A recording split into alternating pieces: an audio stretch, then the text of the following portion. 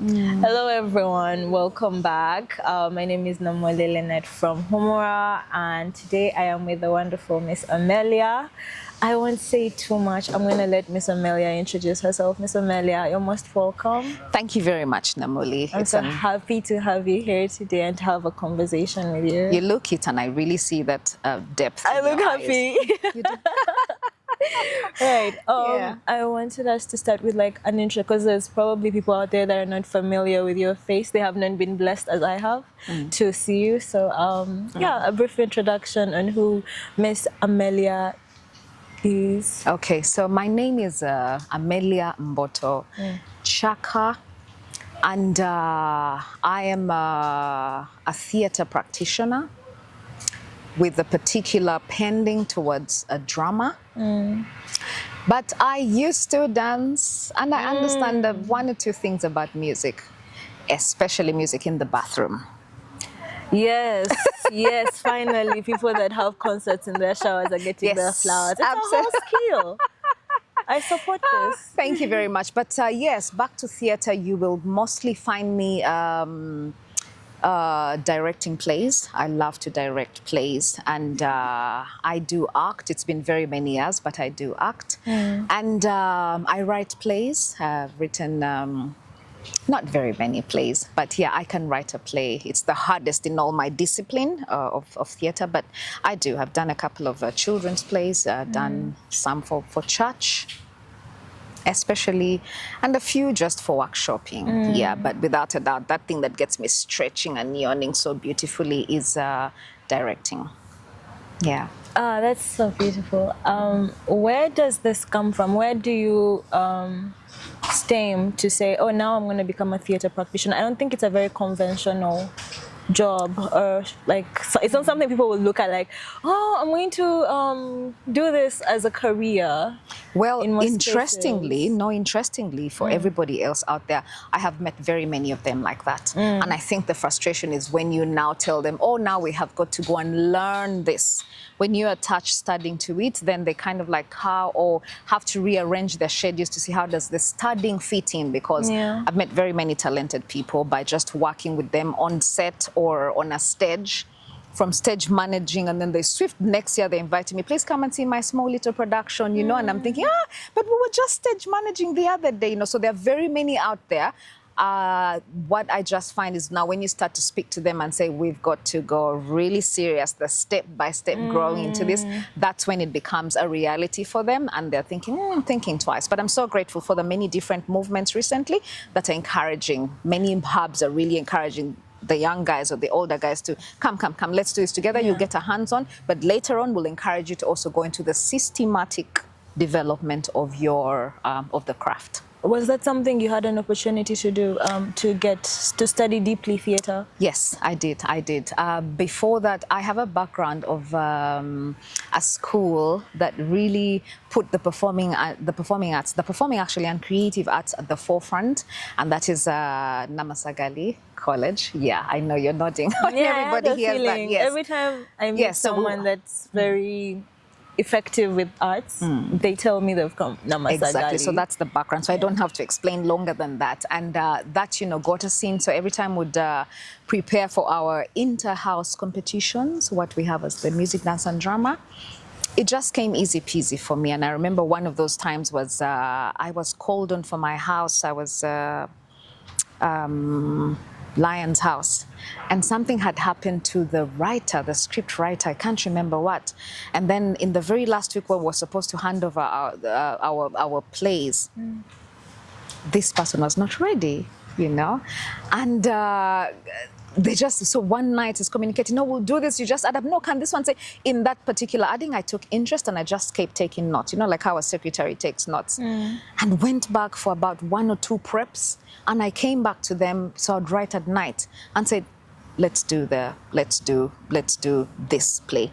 And that was it. I can't remember what position we took as a house, but it just turned out fantastic, and we kept rehearsing, patching here and there. We actually had, I can't remember very well, but I think we had less than a week to the final, to the final competition when something happened to whoever it was that was supposed to have written the script. And we came up with a few scenarios here and there, patched up, and it turned out very well. And then picked confidence. The following year, it was easy to call on me. Hey, can you do this for the house? Can you do it? And that became very interesting. So I actually started off more as a writer and director at that time, because now that I owned the script, owned is in quotes, and owned the tiny little scenarios, I would say, no, what I meant was come from here, let him be drinking and he can open his newspaper. And so those were the instructions, living the dream.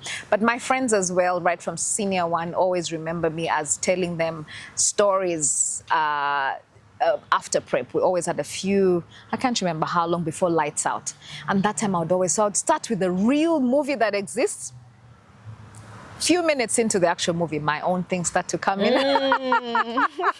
So I kept telling stories. And then another strange phenomenon that's happened, I don't know which years, but still I'm just trying to put scenarios together, was when I would be very ill, I would be talking to myself. That was one of the signs to know that this girl is very ill. And one time my auntie commented and says, you talk to yourself a lot. And I said, I don't know, I can't explain that. But when I'd really be like unwell, a malaria that started and progressed into something, you'd find me talking to myself and I'm conversing, short scenes. I think it was my way of getting the pain off of maybe, because that time it was, injections like quinine and then your ears are buzzing. So I would start to say and then see a girl and everything that I would speak about, I would see. She's starting from the river and then you find me just saying a story to myself.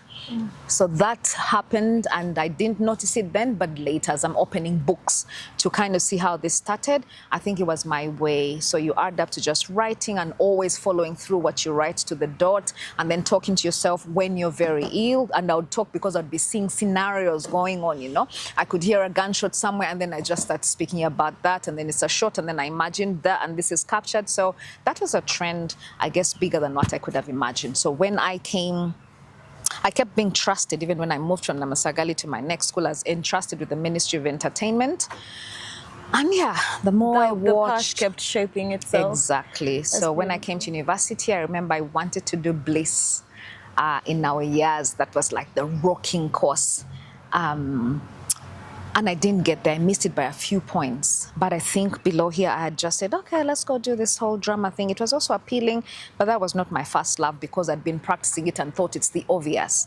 But I'm so glad that I got the Lord had me drop in there for me now to form, to form more flesh to this that I'd been practicing without a particular system, one particular system. So now I came to learn the theories and the concepts and the history of it and then the organization of it, the management of it, the marketing of it, the selling of the product. Yes. And above all else, the greatest was the human resource that I was finding. So through my university years. Meeting people to work with. Be a drama, and then retained by my department after good performance.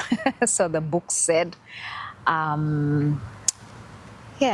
I guess that's my It really kept you in line. The way I'm seeing the story is it just kept forming itself. Yes, and here's the thing. Another thing that I had not paid attention to, and this came not more than maybe 11 years ago, but that realization that my mom, which I knew, my mom used to write plays. And I remember acting in 2 of her plays. And it was just this district plays where you go and do a district something, and then she always had a Christmas production. A community theater. Yes, yeah. So I remember acting in that one Christmas production, and then another one was about environment, how to preserve, conserve our environment.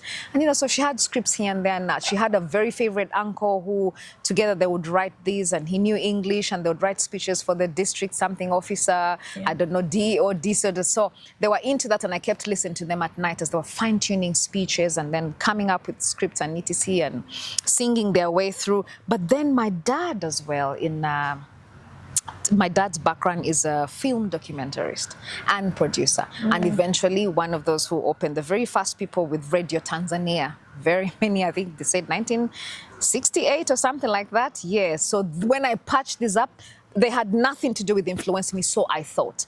But it's in my ears as people just say, do your biography, kind of trace your back. I said, oh, so there were two creatives, one a playwright, this you know, actually and touches very on... expressive, and then one into the technical bits, my dad, as he did documentation and, you know, all of that. So I just said, hey, this is interesting. This touches on what I was actually going to ask next, which was, do you feel like you grew, was there artistic influence in your upbringing or your growing up? But you've pretty much answered that, and it's very interesting how a lot of the things we seem to just be around when we are young kind of steep into our experiences, and we carry them forward without really knowing that that's actually where it's from. So that I can attribute to my mom, because at least having lived with her and seen her day-to-day life, and she was very expressive and no nonsense. She wasn't afraid to speak, but she was also very careful in how to present herself. So maybe that one. But for my dad, that was like the hallelujah moment to discover and say, wait a minute. He was actually into film and documentary and radio broadcasting, but I'd never lived with him under the same roof, not even a day. So if it happened, it's how the Lord just gives you a particular DNA. So I cannot claim for sure that, oh, because I saw dad write this, I saw him edit this particularly, or I ever walked into an office and had him at one of those broadcasts. Never. So what flowed in sipping is just one of those things that God knows how to do, a DNA that just flows. But with my mom, yes, I can say. Because I think I read an article recently about how information is passed on, like how people can inherit memories. Also, I think things that people learn can be inherited, and then you have a child and you just don't know why they know what they know. But they do because someone in the family probably knew that. I guess for me that might actually explain talent if I was looking towards, you know, like having scientific breakthroughs. But no, I'm an artist for now. But you said acting was your first passion, and then directing, or more like an intersection of both. What was the first production you directed, and when?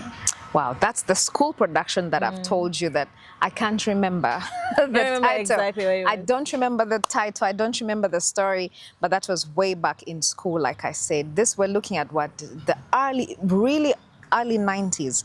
Well, about 1995, no, 1996, around there. So I really can't remember, but that was the school production. And as early, and I remember, we might not have been first, but I don't think we're anything less than third in the entire school, something. But here's the thing, that thing of where seniors would actually write and come back and consult with me and say, is this good? And yet, the interesting thing about that is that I never ever came out of school to come out with the productions that we used to export. I would dance everything, but somehow the final sieving in, because we did have sieve outs. If we had to carry a production out of Namasagali, there was definitely, there was always a sieve out at certain stages. You'd get certain stages that they cut you out. So I never made it to the final stages of those who we would call the creme de la creme, because somehow it's the creme de la creme that would come out to come to the National Theatre and come. So I never made it any of those. In fact, sometimes I suspect I could have even been taken out from the very word go. So would rehearse, there were always phases and say, now this is a phase, after this kind of months, you guys are going to kick out.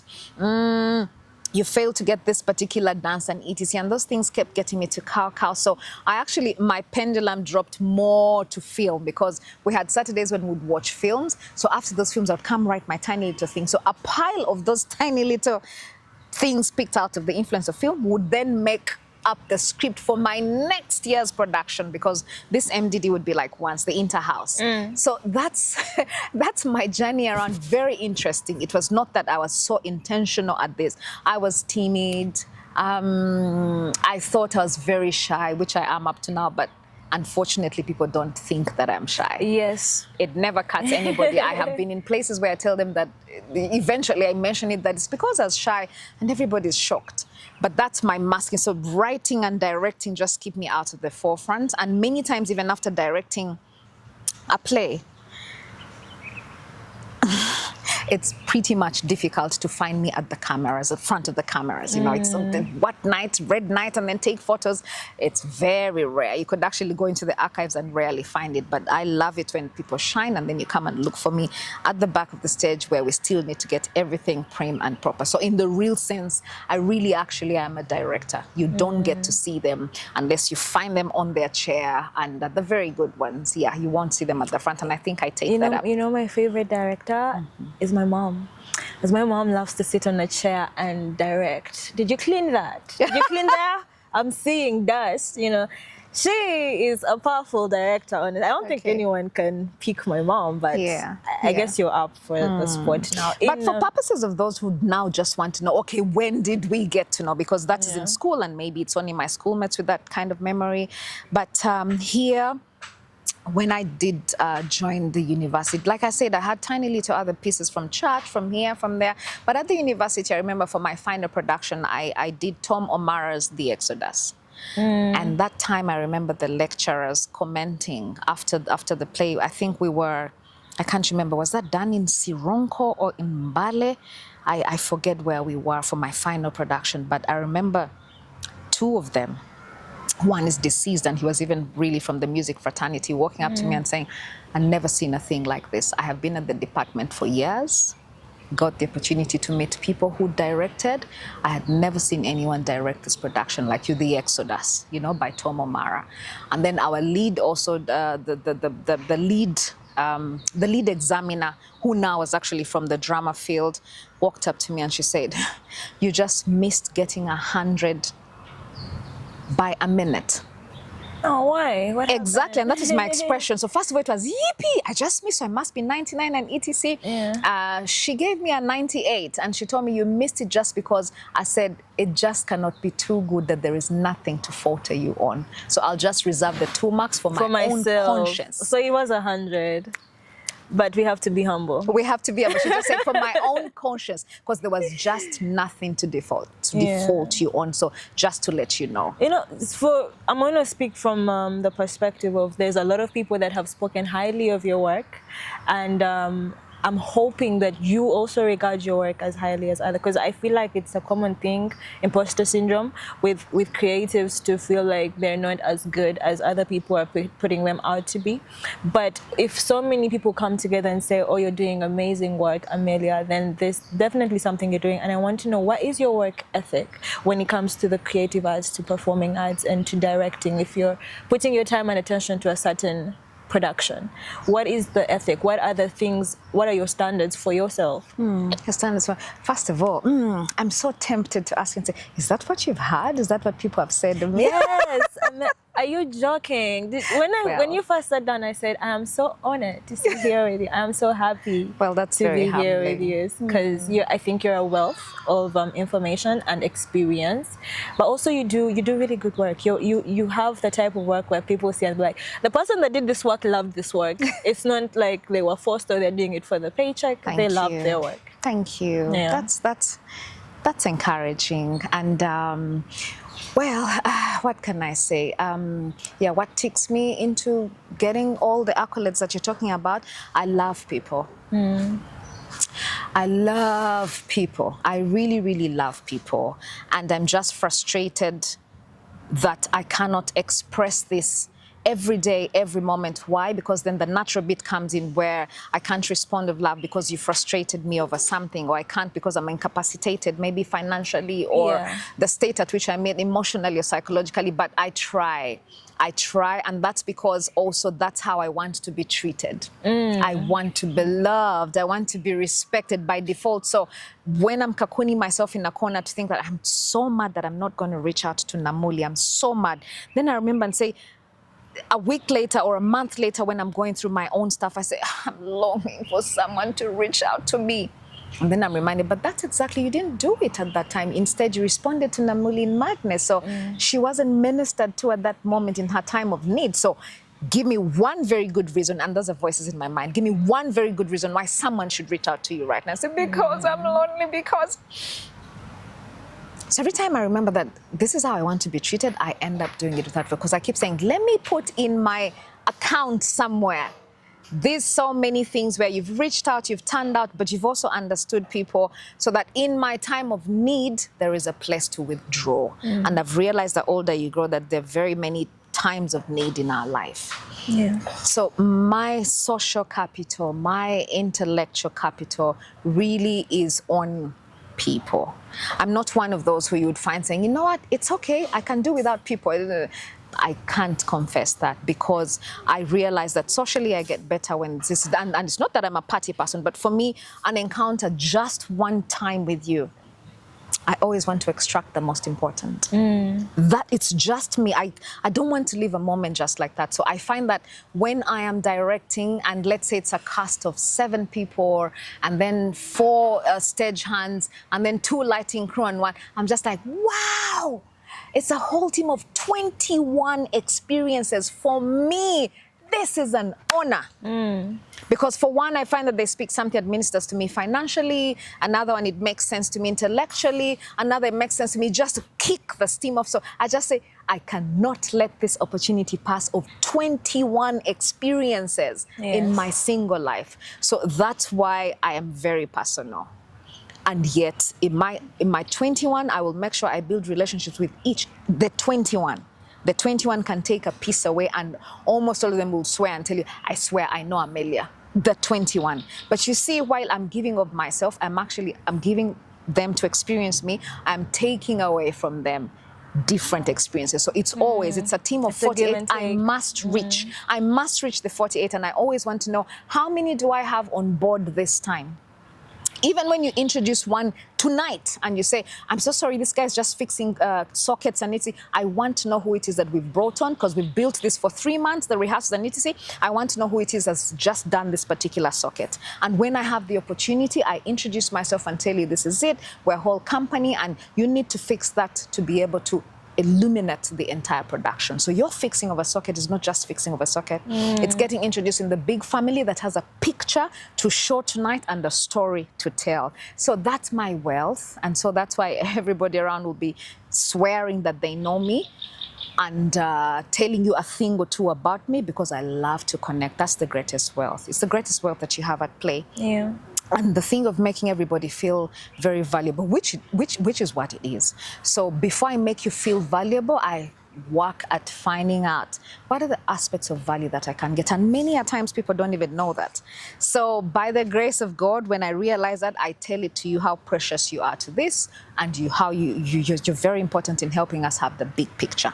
So that's been my thing, connections and personal connections, where the whole group, every individual can swear that they know me a thing or two, not completely. One knows my toes, the other knows my ankle, the other knows my heel, the other knows just even the space between the knee and, the thigh. I'm exaggerating, but they have a piece, and all of them, if they put it together, that's why I say it's so difficult for me to introduce myself to people. Very difficult, because there's one so says, many layers, I know her financially, I know her, she's touched me emotionally, we've been involved in something, and it was, I don't know, competition in color green.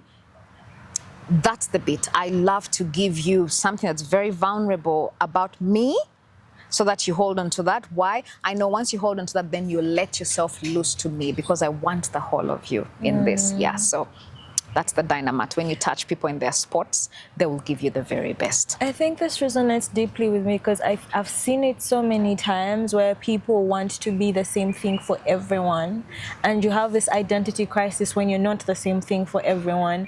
But it's meeting people where they are is so valuable, because then you do not impose yourself on them, and you're able to allow them to also be themselves, because when you show up in performance, they feel the need to perform as well. Or like, oh, okay, she seems like this type of person, because you've met them while seated on your high horse, and now they feel the need to perform. And then in most cases when we perform, we kind of, it's at the expense of our natural goodness, our sweetness that has to be extracted. What you're saying is being present with people. Actually, what I took most from that was that you're a very present person. And yeah, that was a really beautiful point and perspective. So in you're going to tell us a little bit about ITI, but in 2023 to 2025, you were the president of ITI. And yeah, I want you to tell us a little bit of how Actually, before we get to that, I wanted to ask you about dancing. I love dancing. I don't think I am, sorry, I'm excited, guys. Allow me. So much excitement to talk to someone that is so open and honest. So I love dancing. I think I would be a dancer if, I don't even know how I would be a dancer, but I do dance because of freedom. I feel the most free when I dance. And whenever I meet someone that does dance, it's always a question I want to ask of, why are you drawn to dancing?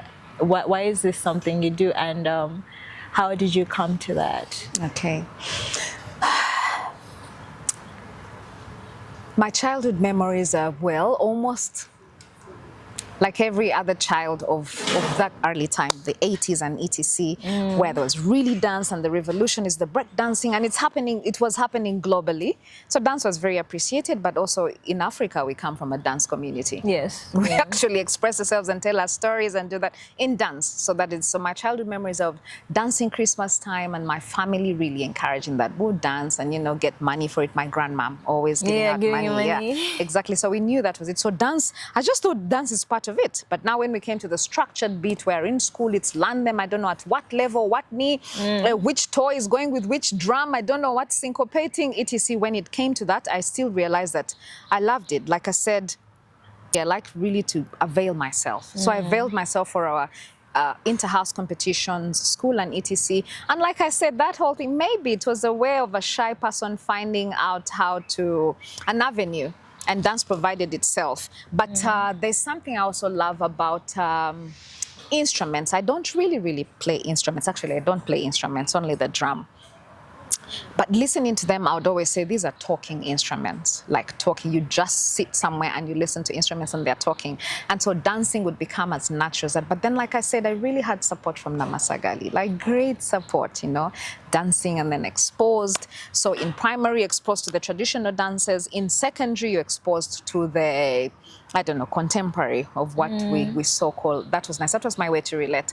But also for a shy person, that was the way to relate. Yeah. And any shy person outside there, go dance, actually. Go and dance. Go and dance in the right avenues. You will find that it just takes that out of you. It helps to peel off the mask and etc. So dance was one of those, and then my secondary school facilitated that.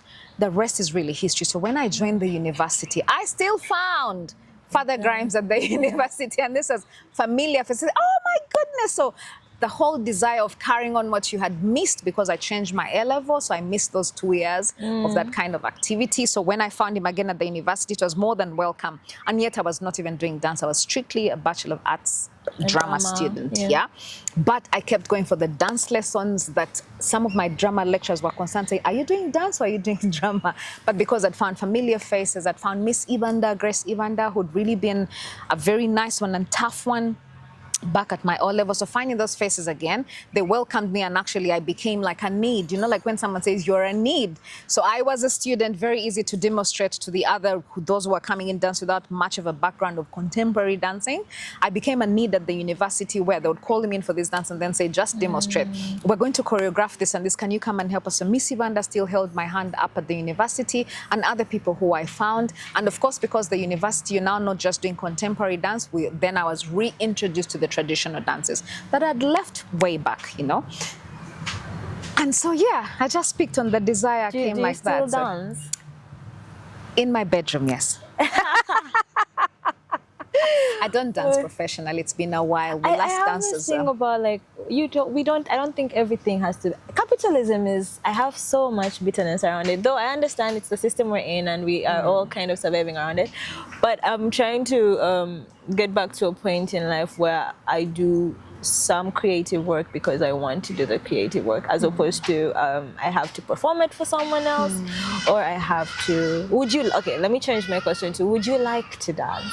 Yes, I would. I have been telling someone for like the past 2 weeks, because we're working on a small school Easter production, And this time we're using dance as the forefront, okay? Everything will be taught through dance, okay? So dance drama production, so to say. And I've been telling her how I really long to dance. I mean, look, I have put in so much weight. I would love to see you dance. So I'm just thinking it's very hard to even convince someone that I once was a dancer. You probably walk into a dance group and they're thinking, But those who know that size has nothing to do with dance, you could still boogie would do that. But I do miss dancing. I actually miss acting. And some people that I have told, I guess those who have directed and told them, please call me for your production because I want to act now more than anything. I want to go back to the baby. I want to go back to the roots. They kind of don't believe me. There's that expression, and I ask of it while looking in their eyes, and you will catch that expression, you know, where they're just going like, when time has gone. Not even time has gone, but they think like, but she has directed us. This is what I think. I mean, you're a director, so how is it that you want to go back directed? To act? You not be directed. And for me, that's the thing, because also, I think that it's also time to check and say, can I still take instructions? Because as a director, you're giving the instructions. But now as the actor, you take, I say, can I still, you know, am I humble enough to take instructions? Am I open for this new style, new technique, new perspective? And I feel like I'm open because I really come from a humble background. It's just such a humble background that I feel like, yeah, I want to take your instructions, Mr. or Mrs. Director. I want to find out how things are going and all of that. So yes, I would go back to dancing, and yes, I would love to go back to acting. Please dance, please act, please do all the things. Let the world be filled with the jewels that, you know, are so deeply within. I love creatives. I think everyone is creative, but there's so much fear and there's so much questioning on, is this accepted? Can I do this? Can I try this? Will this person think this about that? I wish I could kind of like rub it off on everyone and just be like, please do the thing. Just do the thing. Even if no one is watching or listening, just do it by yourself. It's so... Art is meant to be arted. Yes, it is. Absolutely. It's not art if it's not arted.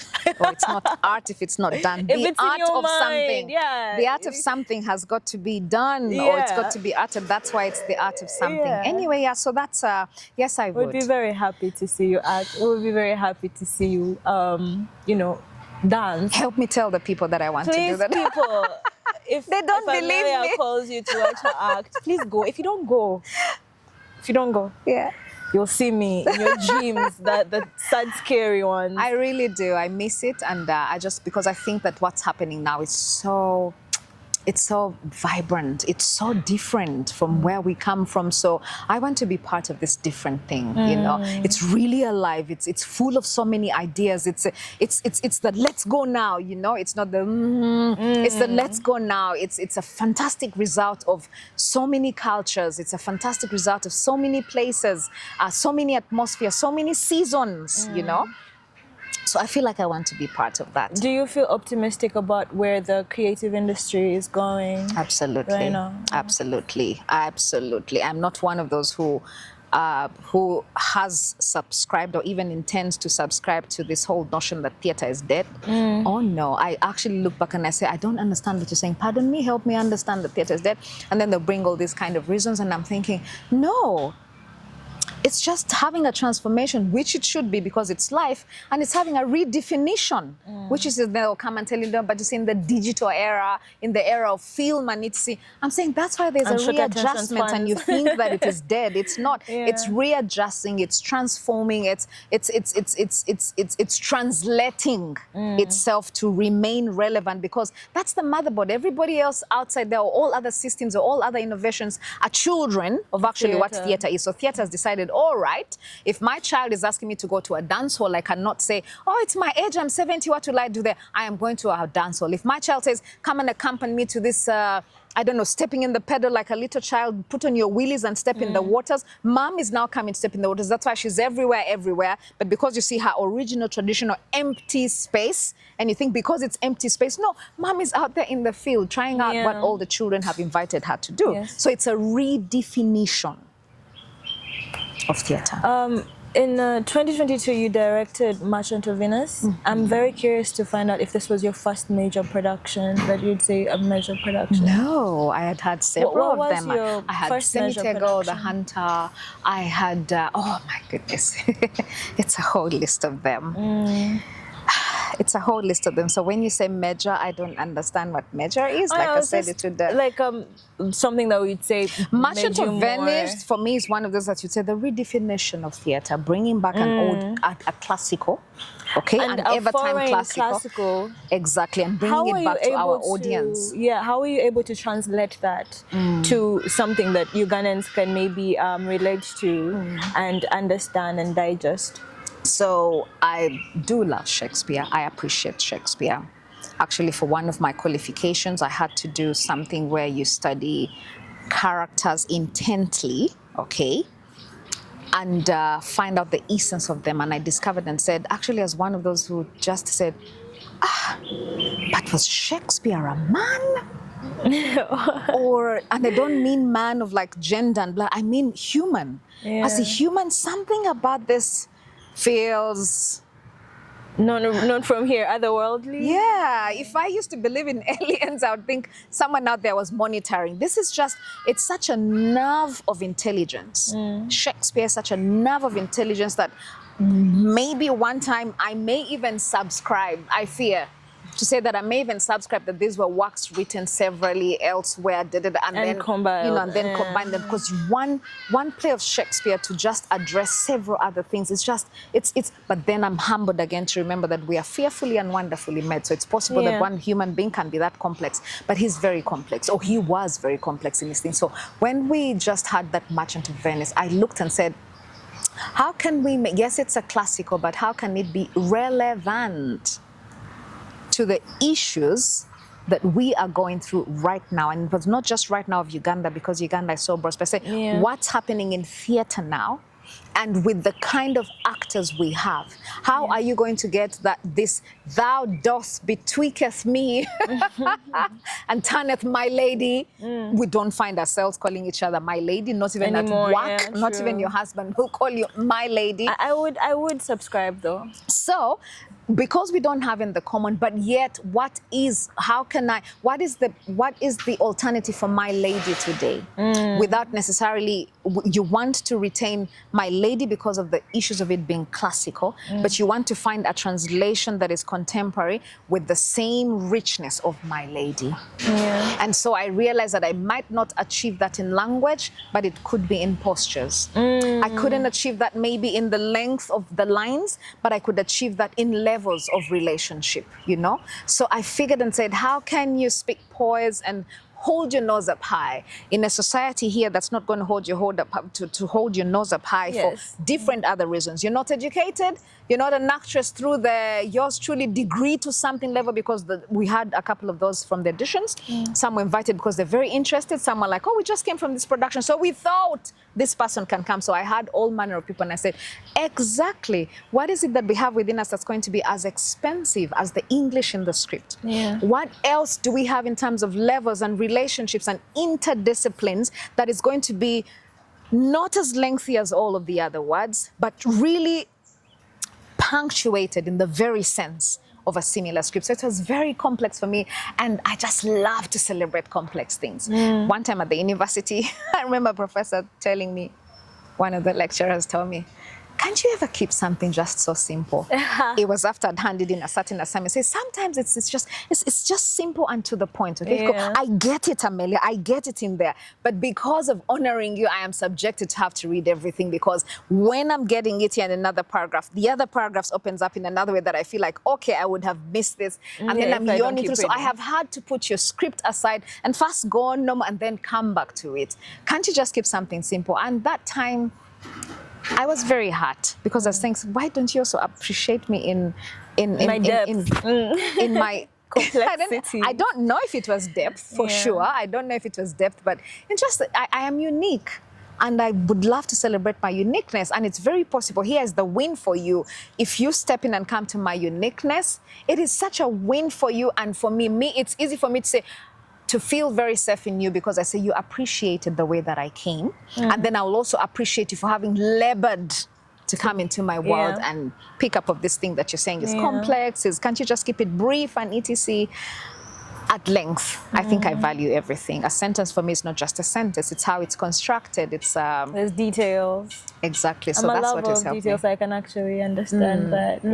Yeah. So I've had people also just say, my goodness, you need a nerve to be able to sit through her rehearsals. You know, it's like a classroom. It's like a word. We just can't let it go just very easily.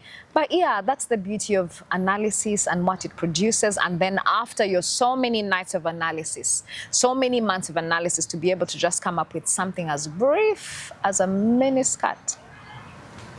Yeah, and that's the joy. Someone described editing as killing your babies. And I actually truly believe that, because you write your wonderful sentences that are long and such beauties to read, only to be told, cut that short. Please cut that short. You're like, but this is the juice. This is exactly where the source is. So it's very interesting. Well, killing the babies, I think I take the other way around as well. It's not just about killing the babies. It's that I'll make it difficult for you to tell me killing the babies. Yeah. By making everything that I include in my work so necessary. It's like the whole drip, the bottle. You won't do it if you don't have the cannula. On the cannula, you won't do it if you don't have the wings that flap. On the wings that flap, you won't do it if you don't have the little pen that rolls in and that's different size. And then after that, well, if I put that or not, you won't claim that you have the drip because you don't have the little tube. And that little tube in the middle cannot go, because at the middle, it's got to adjust the speed of the drip. So everything, I have that detail that it makes it so difficult to tear and rip everything. So my work, most of the work is actually done in my personal time at the background. So by the time I come to you, you've done it all. To direct and etc. It's easier to sell the whole piece together, because I've had hard work connecting, and I know why it should be regulated at this moment, why it is this drip size, why it's probably in a glass bottle. The drip this time is in a glass bottle and not the plastics that we're used to. And why at the end of the day, I'll tell you, in glass, I didn't think you needed to poke the little syringe for any bubbles or not, because they're not needed because it's glass. So it's those choices that I make at each point that therefore make the whole of the work that I come out with something that you just cannot rip and want. But again, the beauty is, because of adding those tiny little details, it invites everybody in there to bring in their ideas, as long as we're going to make this whole bottle and drip system up to the patient as unique as can be. So yeah, a sentence for me is not just a sentence. A punctuation is not just a and I experienced that when we're directing man-to-man. I kept telling Dr. Charles, I said, Dr. Molekwa, why did you use this punctuation?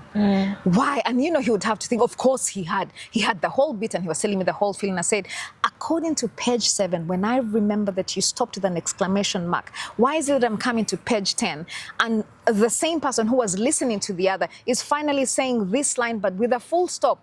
For me, help me, bring me on board. And then he would, and sometimes would agree, other times wouldn't. But I just love the fact that one of those days he just told me, you've helped me, not helped me, but you've enabled me think even way much more. Not that I'm writing, it's done, but I believe that the next piece will even be going to different levels. And I was so glad hearing that from a general. He's a general in our field, really. He's not, he's not of yesterday or today or now or what. He's like a legend in this. So him having to, we would have nights. We actually had nights when we would break off this work and we are just at the script level. He was done with the script and everything was ready. And I just said, I need to have a talk with you with regard to the script. You're done, it's out.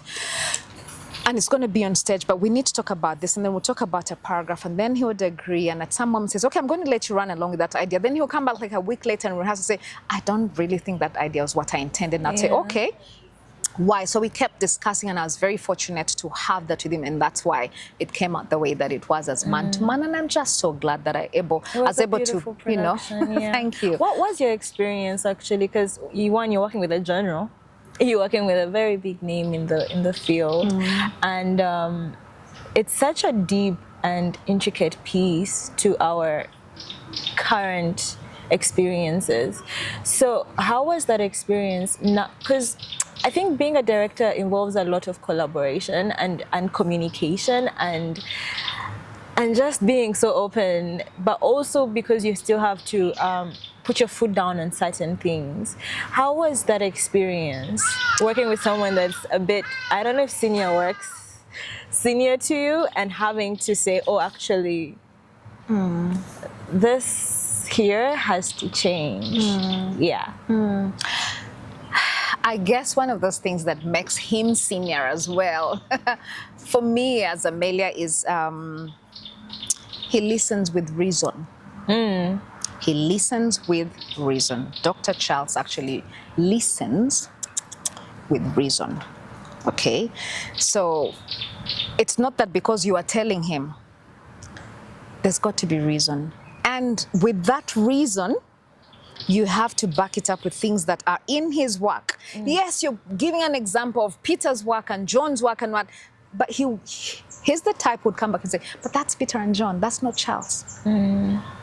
So he invited me in his private moments, how he thinks, how he processes things. And please don't ask me how I won that trust. I really don't know. I do not know. I think I do. You would have to run an interview with him. I know how you won that trust. Honestly, from having a conversation with you, I think I understand why someone would trust you with their work. But then also I want to impose my smartness on other people. Great. So I will go back and say that would be for you to run an interview with him. But what I remember is that his ability to listen with reasoning. It won't just pass that because you are a good director and so you're coming to give him a good reason. He really knows how to define what is good and will take you on. And if you're not careful, you could very easily say, okay, you could give up your idea and say, yeah, because is there something like outsmarted? He's outsmarted me, if there's a word like that. Let me just give up my reason. No. You have to keep abreast, and when he's giving you the reason beyond reason why it is like this, you must be at the front to let him know. Now, that is contextually in what you're thinking. I am coming to you on behalf of the world, and you have to define the world. We're not talking about continents, and I say our world in Uganda. Sometimes there are even details, and I'll tell him the detail is because where we're going to stage this is this. I remember one of those times as he came in for the very last rehearsals, like really last rehearsals at the Ndere Center in the auditorium. And he'd seen a particular twist, and he honestly walked up to me and says, this for me, when I see it, I've tried seeing it, but even after coming back to this particular rehearsal, it looks like a piece extracted from film. I said, aha. I also invited him and said, help me say why you say film. He says, that whole lashing of the thing down on the floor. I'm thinking, if we lash it on the floor, if we lash that can on the floor, it doesn't give it up. There's a bounce back on that. So I had to go back and think, can I achieve this in sound? Do I want to achieve this in sound? Do I want to achieve this in the actor? But imagine for a director receiving that when you have about a day or two to think it. Of something that I've told you how I build particular bits. And sometimes they won't make sense, but eventually I say, just trust me, on D-Day, it's going to come. So we were at those moments where we'd finish the blocks, and I'm really like, yeah, if these actors fail to get it and cannot twist from their film orientation, it's okay, that will pass. Amelia, that's just going to, you won't die. You have the bigger part of the story, it's just a part. But he came and looked at that very particular, and he was not amused. And he told me, and his expression was, I'm not amused. And he kept the mutual respect, but he said, for the reason that this is being taken like a film, I don't like it. And how did you handle that? And I was exhausted at that moment. I just thought, and I knew what he was saying. You see, the bit about being very honest is, I honestly knew what he was saying, why I had seen it in the other rehearsal, and it had been one of those bits that I had still failed to grasp because it had become very emotional for the actors as well. And I didn't want to tamper with the emotions at that bit because I said, they've given their all. As a director, as I keep asking for 101, I promised them when we get to 101, would kind of take a pause and everybody breathe. Now, before they can breathe at 101, I am asking for 102. So I had to balance between the playwright and the actors, the team that I had, and the way that I was also feeling. I was exhausted and just wanted this to be on stage. But I remember, again, at my moments of I journal. I really journal my entire. I pray when I'm out of this world, people just pick up my journals to kind of feel like what the world was like. I journal, I make reference of this to all the teams that I get to. Rarely will you finish a production without journaling. I ask you to journal this whole journey. So I went back to those journals, and one of those was something that actually the stage manager had sent out, because the stage manager's got to give me feedback every day. We write, we sit down, we're exhausted, and say, the last 30 minutes before we say lights out, we're going to journal something. So I went and read what the stage manager had journaled, one of those rehearsals, and why it was supposed to be this way, the ideas. And I remembered, yes, somewhere along the way I'd gotten off the ideas, but thanks be to God, the stage manager had caught it raw. And when I read that, I came back, and the following day I didn't have to argue. we just corrected this, and Dr. Charles didn't come for that other rehearsal because we had a day 2, and the next time he was seeing it was when the curtains and lights are open. Like it. And he came back. I don't know whether he liked it in that show or the other shows that kept falling, but he came back and told me, "You've done a good job." Aww. I was very humbled. You don't know what that's like. I really felt like a little girl looking at someone that you can refer to, and you get a compliment from them. He's been there, done that, tested it. But also, it's not just, it's his word, it's words of the different experiences that he's had. He's well-read, so it's rewards of those. He's well-interacted, so it's rewards of the well-interaction, rewards of and then also rewards of what is written and the what is actually experienced. To get that. Yes, and when he let me in and said, by the way, one of those times, I don't know, through interactions, told me, by the way, this is a real personal story. I know we added drama and etc., but this is a personal story. I'm speaking about a story that's happened in country and in home and in person. And when I realized that, I said, I owe it to his family to tell a memory that they have raw. I owe it to he himself for the fact that he braved to write it down so that it goes down as history, not family history, but it's also played in the history of the Ugandan scene, but also on behalf of all writers across the world. I said I owe it to do my best. And so I have been entrusted with a team of actors, and we must tell this story. I can assure you, even towards the end, everything was so heated, and I don't know what I said. What kept bringing me back to this cast that was exhausted, a cast that even didn't want to see me at a certain moment. What kept bringing me back said, we have a very important story to tell. And we have to tell it in the exact time we've been given before we all evacuate the created scene. And that's what kept us going. Yeah. When we had just started talking, I was telling you about how I kind of fell in love with theater. And in real words, really, what happened was seeing people go on stage, because I had the opportunity with KITF to stage manage for 2 different readings, and you're part of the rehearsals. You see where people are going wrong, you see the director correct them, and then the time to go on stage happens, and there's this feeling that this is not a rehearsal, this is do or die, this is it. You're not gonna get a do-over, you're gonna do it or don't do it. You're gonna have to be. I guess to be or not to be, but you're gonna have to be, right? There's no second chance, there is no replay, there's no one gonna rewind. That first moment that people get to see you is it. And I think that's, it's such a beautiful experience, and being able to witness a play and see someone execute something for over an hour, and you're like, this is rehearsal, this is time for people to digest this in 1 hour, right? And not get to replay it again, right? They're not gonna go back and it sticks so heavily in your mind. So that's one of the reasons I really fell in love with theater. It's so intimate. You can't be on your phone at the theater. You have to be seeing every little detail, because someone has labored for that detail to be there. But also having this conversation with you, it also, there's a heavy reflection of the pressure and the demands, and you say you journal, so it kind of led me to the next question of how do you self-regulate while working on a production, especially nearing the days to which it's about to be shown to the world. So like I said, I love people, and maybe now I should add that love has led me further or deeper and deeper into treasuring them as well. So it's not just about I love you, but what does love look like? So because I treasure people, I lead by example. I give myself as the example. I offer myself as example. You'll be at the rehearsals. When we're at the rehearsals, we'll do what we need. You listen out to people because you want them. You're leading them and directing them somewhere. And one thing I tell my cast that I'm given is always referring to them what me as Amelia, what I have cut out as who a director is. This is my personal description. Yes.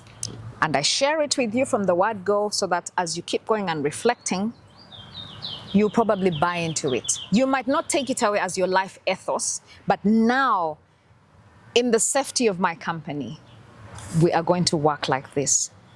I will be a director from the literary word that I am just directing you to a place that I have been told about. And I'm going to tell you that you are not silly, you're not stupid. You were told that you're going to point X. You're only consulting me for the proper direction to point X. And when you do that, people feel very empowered. They realize, so I'm not an empty tin. I was headed to point X and I just needed the help. To get to point X. So I always remind them and say, okay, point X looks like this. It's made up of this. It's made up of these people. This is what time looks like in that point X. This is how the space plays out. These are the dynamics. This is the physics. This is the chemistry of relating with people, etc. Are we still on it? We're headed to point X. So that's why I said for me as Amelia, it's very hard work. I must read and study and know point X. I must. So one moment I'm listening to the current news, the next moment I'm being involved in I don't know what ambush. The next moment I allow that moment of hierarchy where I'm so to say exalted. I'm just giving an example. The next moment I'm as low as a janitor, you know, and not disrespectful. So I am at all levels. Why I need to know point X. And every time you come back to me, I tell you, we are headed to point X. And when we're headed point X, we smell like this, we look like this, we turn like this, we blink like this. Can you try that? And you're able to try that because you are fearfully and wonderfully made. So every time you let people know how strong they are, how valuable they are, how necessary they are, I'm sure my cast remembers that I have told them, if you tell me to jump, I will jump as a director, and I'll only ask you how high. So we've gone through acting, we've gone through Namasagali, we have danced, we have directed. How do we find ourselves at ITI? And for those that don't know, ITI is the International Theatre Institute. And between 2023 and 2025, you were president of ITI Uganda. How do you arrive at that place? And what was what would you say was your biggest achievement while in that position? Wow. Yes, I was, as you are saying, started out as acting president, then for a shorter really time, spoken of as president, but really in all my energies and in all my works, I did run both roles as could be. As acting president, I ran the role and the course of things. And as president, entitled, I did the same. How I arrived at it, I worked with Dr. Jessica Kahwa, who you very well know had been president before. So yes, so she'd nurtured me, mentored me, moved around with me, spoken to me, sold it out to me, let me be, inaugurated me at her personal own level, her personal own experiences and expenses, both.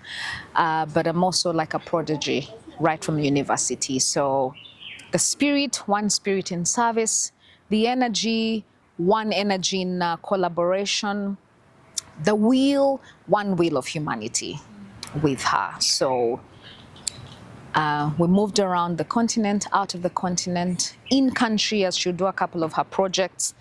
So she let me in and I just felt like, the heartbeat is for home, and especially what we sell out there of Uganda and Ugandan theatre. So those several interactions, brought us to that point where we realized we need to buffle up and, beef up our home office.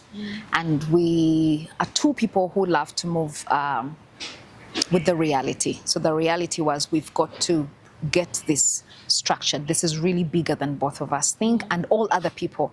Oh, she had an amazing team, always does. She's a team drawer, and a couple of students in the real sense, and alumni of the performing arts, and she's a very selfless lady. The interview is not about her, but she features a lot in this interview because in that selflessness, she would give of us as the team that she invited and was holding on to, she would give of us of intellectual stuff, Say it's got to be art with a purpose, the performing arts with a purpose. They are with purpose, but I'm not sure very many people have the intention without thinking, I need the self-care to be able to give out at large. So walking along with her, learning from her together with other people that she had brought on board led me to that point of, hey, now you accept to run along with the office and tag it on. You've got to get this known in our country much more than it is. Started with Greater Kampala. I continued interacting with the people she was working with, especially at student level from university. She had a good support system from that side. And the other friends in the field, contemporaries of my age, but also her age mates and intellectually. And at worldwide level, ITI, yes, she took me along. One as initially as a participant from Uganda, and then official, there by and by. And when we met, we discovered that the forums were really bigger and theatre actually is alive. Like really alive out there. And people are out and people are doing theatre, and it's a powerful tool and it's a vehicle, and they're very unapologetic about it. At the African level as well, of course, she introduced me, and then we started speaking Africa, Theatre at Africa. And then we said, okay, we've spoken out, international, spoken at Africa level, we need to speak much more here at home. Because the sound and the rhythm sound best at home. But we needed structure. Like real structure, let's face it. That had been a challenge for quite some while. The in and outs, because it's a voluntary basis, so you would have someone around for a while and then they step out. And then when it also came to the youngsters, I mean, they're moving on, you know, so you have them for a while, but if you don't show relevance, you know, and the visibility, the youngsters are going to keep moving. And that we had experienced for a long while, for some good while. And her spirit is very unbreakable. She said, okay, run along. So initially I said, how do we get a beautiful structure that's running and recognizable, where we're able to transfer ideas? And I like the definition of ITI, that it is that forum for internal and external networking among theatre practitioners. That definition alone would get me thinking. A forum, I had to go back, you know, you go back and re-examine what a forum really is. It's that open public space. So we said, okay, do we have the open public space in Uganda? We had struggled.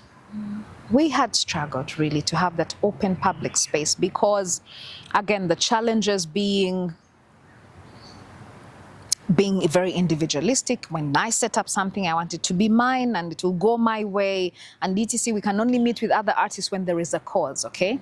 The different competitions, the historical grudges, the rivalries and the competitions, the accolades and, you know, the wanting to shine after that. So it was not very easy. So we said, now the Home Office would have to define a forum, an open space. And someone has got to go to the ground and wave that banner high. I'm telling you, I attended productions. Whether I could pronounce the title or not, whether I knew the team or not, went to a couple of rehearsals because now you need to know. You see, people are very happy to be a part of something that they have built and participated in. I just could not come as thou art made. So we did that. We went for forums, went for discussions, accepted invitations. There was not an issue of saying, no, no, no, no, no, had to soak in. There was a sponge that needed to be filled and soaked for it to operate. So we would have, would we're not very many, you know, the team was not very many of us, but everybody would be soaked into something to go and represent, you know, you go and figure out, to find out what is the pulse in the Ugandan community. And while we did that, we'd oftentimes sit back, and she brought in others who we now called ITI ambassadors, you know, and we would speak with these ambassadors and go, and so much was happening on the Ugandan scene. So is it still happening on that scene, but with the many transformations and everything happening around, we had to find ourselves and say, how do we redefine this forum that's going to have an open space of activities for people? So you need to go back and know who the people are, what you're referring to, how do things work, what exactly is happening here. And sadly, there was also that notion that challenged us, where people saying theatre is dead. And you say, okay, what do you mean by dead? We have companies still existing. We have people still going out, and those interactions had actually formed all sorts of initiatives. I can't remember how many times we had meetings at the National Theatre, you know, of stakeholders. And while in there, I said we would document, I would take up roles, be a secretary, you know, get some tiny little groups, almost similar to coalition groups, you know, as you figure out, because we needed to know what this is like now, how to keep relevant, and who to bring on board when we continue springing up. Because now we were saying, this is it, we're coming out live, and we need structure. But that structure wanted to build a structure that is not just going to collapse after some while. It would live on way and above. So the work was not very easy during my time, because whereas there is demand for activities, show us, showcase, tell us how this is going to be different ever since 1987. What are you bringing on board? The people's expectations. I say, okay, now with this intention, you make it feel like ITI didn't exist before. Is that what you're trying to say? We say, no, no. So justifying walking through certain terrains of historical grudges, you know, in our field, unresolved beef, so to say, you know.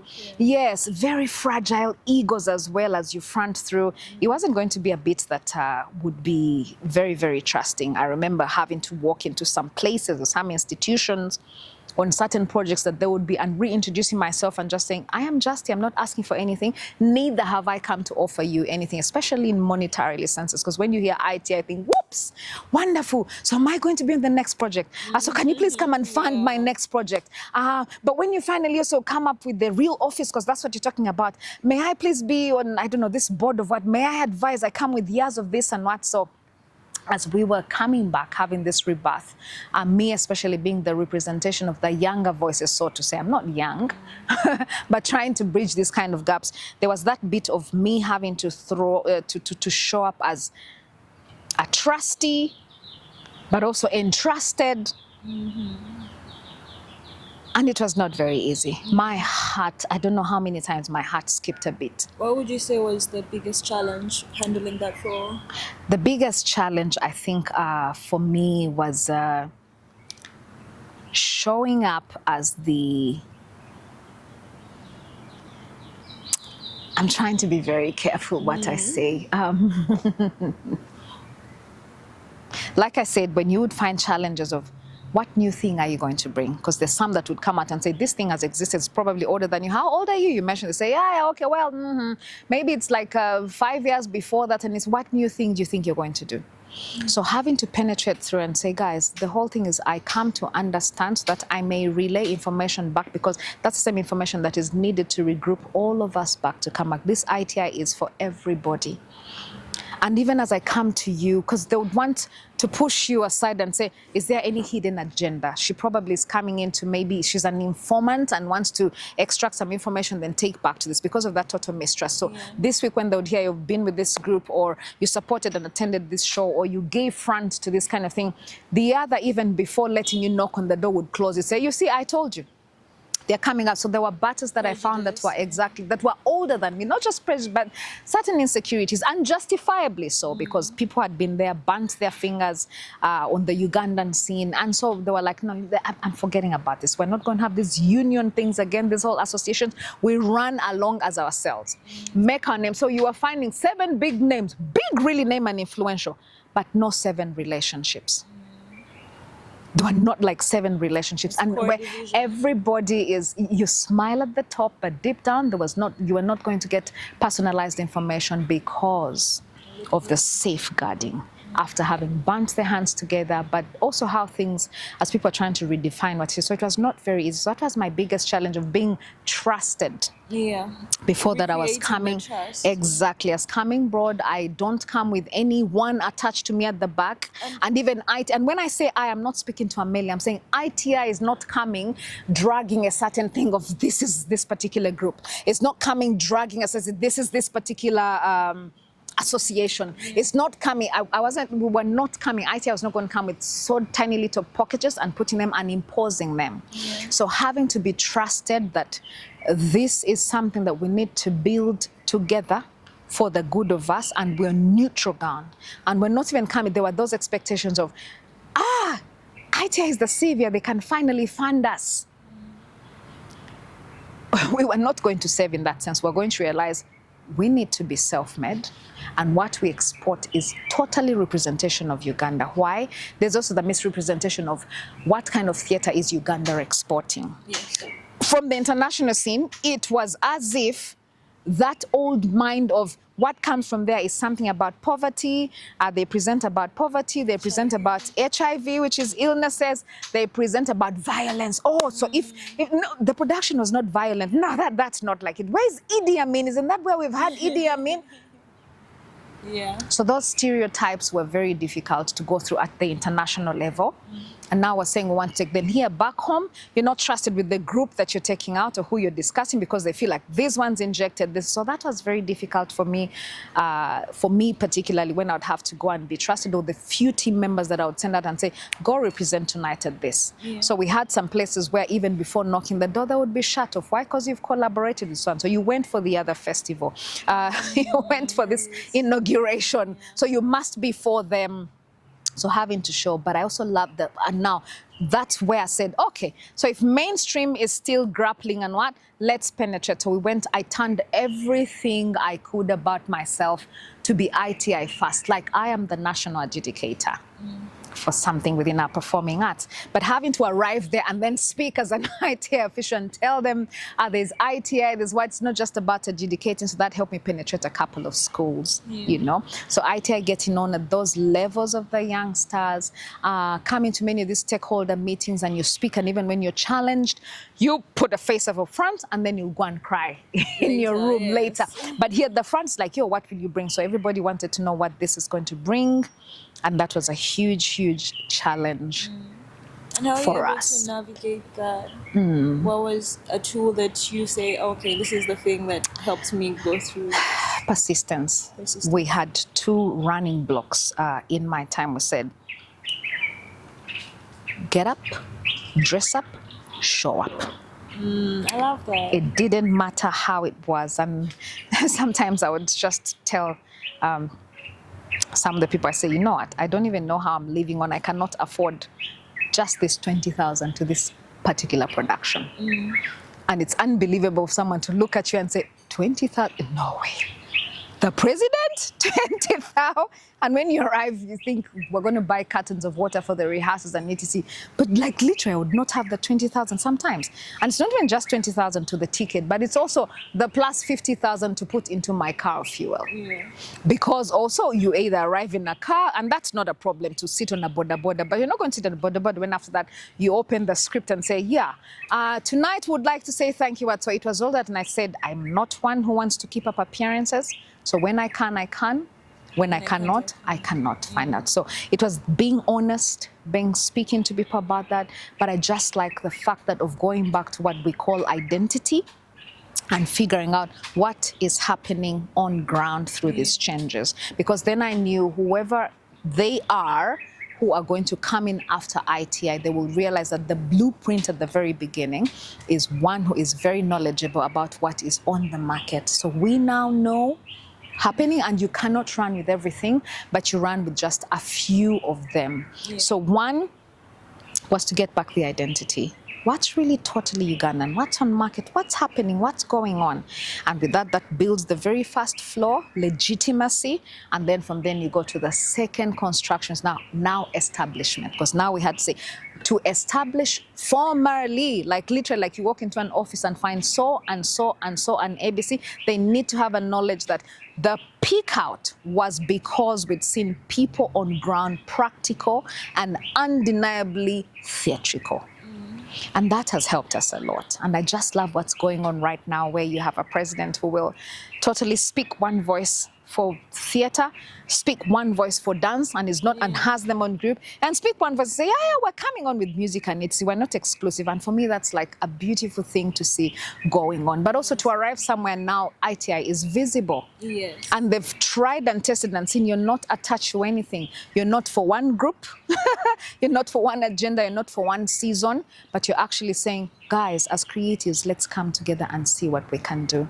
I'm very amazed by the activities, the ongoing activities in this month of March, just before the World Theatre Day. And I'm so humbled when I see the youngsters coming up. There's almost everything this week and this, things that I probably couldn't have achieved on my own whatsoever. But to see that when someone comes into office, the current president, they believe and are inviting everybody and are actually present into it, what more could I have asked for than to see? So I believe that during my time, whereas people would have shouted and wanted the big lights to show, what are you doing as ITI?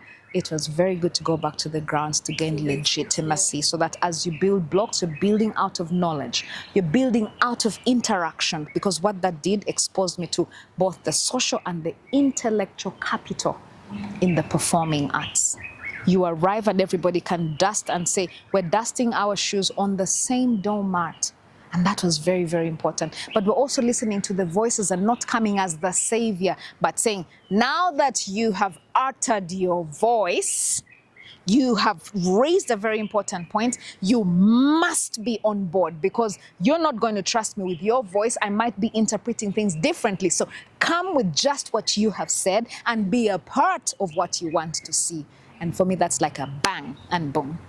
So when I see it running very well, when I see the people getting involved, when I see 5, 6, 7, 10, 8, 9, 10 speaking about the workshop, when I turn on people's statuses and they're not just speaking about a workshop coming, but I see them involved in the workshop, I'm just saying, Father, thank you so much. God, this is much more humbling to see they're now owning it. And now, when you own something, there's no way you can actually, in the real sense, say, I'm going to bicker against it because, you know, we are one man, we all go down together. It's the dominoes, the tiles of the dominoes. You hit one, it all goes, so we cannot afford to hit, but also you build one and every structure keeps going. So I just loved that dimensional approach, the two-story. It's like a two-storied building. The first to gain legitimacy by having to be on ground and get as involved. Speak about what you know. Don't just get up to bluff. And then the next, by the time you put up structure, it is by the same people that you interacted with down there gaining ground or making recommendations. And that was really a bonus for me, really. And of course, like we were speaking about, the second tier of actually having a structure that involved the challenge that we had had for very many years of a physical office. And it mattered so much. It matters so much that everybody has a physical office and where. Yeah. So we have a home, and that is, you know, UNCC. And basically, even in its mandate, you will see that it is defined, or something's mandated is to make artists feel at home. It basically is the home. And those talks had been there way longer than even my, really, it had always been a talk and a desire for Dr. Jessica Kahwa that we have a physical office. So coming along and the several meetings that UNCC itself was throwing up with the stakeholders, those open discussions, we then said, aha, perfect time for us to also front and say, you know what, all these issues, because yes, you would go to those meetings and you put up your hand and raise and introduce as International Theatre Institute. Those who had memory of it had memory. Those who didn't, hearing it for the first time, everybody's there. And we're thinking, we're saying, yes, we are as well in terms of the world's largest performing arts organization. That doesn't have an address. Where are you located? Exactly. Yeah. So it became something beautiful for us to run along and say, now it is time. You know what, Dr. Jessica, now it is time to pop there. And she did not cut a footer because also there was board restructuring in UNCC. So that worked out very well when the board was able to listen in and we said, hey, this is, you were the motherboard here in Uganda. But we are saying that with regard to external links and international, we can and we do and we always do, and this is what has been. So we cannot export when we cannot be located. And thankfully, when the books of memory were opened, you know, the record taking, they realized that we're grateful that they realized it's something that had been asked not just of recent, but of old, and they said it is true. We need a place, and we were so happy when that was given just before I stepped out of office. So when we celebrated the inauguration of this at the same time of last year, 25, at our World Theatre Day, it also became the real launching of the actual office. So I am so glad about that, so thankful about that, grateful for the support and favor that we found, you know, before UNCC to give us that particular location. So now we were a people with identity, but also especially we're a people with a home. And for me, that's been one of the moments. I remember just getting in there and being very tearful and saying, now we belong, now with an address. And the team can go out there and continue introducing themselves with an address to be found somewhere. Yeah, thank you. The hats you wear, you're a director, you've been a leader, you are still a leader. And I think the world is moving on from a lot of the, women can't do certain things. There's still a lot of stigma around it. And I know that the creative industry is not immune to that. So how have you handled that? Have you had experiences of insubordination while working, and you have a position and everyone knows you have a position, but maybe people just don't care because you're a woman? And how have you handled that? And what's your advice to women in leadership spaces that still have to deal with that kind of stigma? Have I experienced that? Yes, I have. But I don't remember one particular instance here back at home office or home operations where I had to show up somewhere because of women. Why? Because we've come a long way. Uganda has a rich, so I'm going to talk about here, but then I'll then express where I think that I experienced that, but that was not here, home community. In home community, I think the bonus, let me speak about the bonus of why I believe I didn't experience that. We do have female figures in the performing arts that we're able to refer to as early as the 60s and the 70s. Yeah. Namukwaya Zirimu in the 60s, having to start up, a performing company. And in that one, insist that the plays should be written, Ugandan produced theater, written and directed as is, familiar with our culture. We had the late Professor Rose Mboa, with your theater for development, community theater and besting as women, and, deciding to bring in social issues, So because we had those formidable forces, yes, the performing laws, the stringent laws as done 1948, with policies on women and what, those were designed because, it was a man's world and a man's field, maybe to protect the women, or they'd never actually seen women come to the forefront. But then we have changes within the 50s, and by the 60s, the names that I've mentioned, come up, and then Professor Mboa, 1987, going on forth. And thereafter, we have had other women, and the bonus is because now, and in my tenure, I could probably point out to ladies, not less than 4 or 5, they're huge, but I could point out to ladies who have institutions. They actually have institutions. They run hubs. They run places, camps for performing arts. Okay, we have Uganda Arts Treasure Kaya Kajimo. A consultancy that you're able to go and make a consultancy on the creative arts with her. And she's not of just recent, but she's a known actress. She's a well-known director. She's a well-known, what can I say, examiner, educationist as well. When I speak about, when you look at also the other examples, who can I give you? Asima Deborah, it's a very, making sure that even to the business, we add the professional, but also raising up young artists. We have Aganza Chisaka herself, our president now, ITI Center for Uganda, with Yenze Conservatoire. But the different productions that she's given, a fantastic one, of 2024, She Loves Me, feeling. So all the productions that they have done, the acting they themselves have done. The names are formidable. Karen Hasahia, with Timeless Arts Events, bringing back those classical productions, and it's gaining and marshalling all manner of performers to come into this. Funding, calling collaborations of old school associations to come and fund the arts. So because in Uganda we have a movement of female, the ladies of females doing this and unapologetic and fighting forth and gaining recognition amidst all other underlying issues, that was not a challenge. It was not a challenge for me to show up and be able to address, to show up in the stakeholders and put up and be respected. Like I said, we have our mothers then, who had laid the foundation. It's still not fair. Some of the challenges we face are here, like you see the policy performance of women, having to stage. We don't have issues where anything's are regulated just because we're women. You fight as much and you dominate. It's the same pricing. It's the same audience, something. It's the same. So we've not received favor to say, because this is a production hosted by a woman, UCC is going to be able to reduce it. We don't have that whole 1.5 points addition before we can get in. Exactly. Same cake field. So there's nothing. So that helps us to get grit. And so when I was working, I just found favor before all of them. I can't explain it. Found favor and would have really good discussions. And the ladies themselves, because by nature we are motherly, would be able to pull those tables and say, I don't have a grudge with all these 6 ladies that are meeting. Come, let's sit and discuss. But way forward, what I would say, the areas that we need to improve, that I feel like if we all sat with the ladies that I've mentioned and many more, the list is endless, many more ladies, and you said, you know what, let's write for corporate funding. Yeah.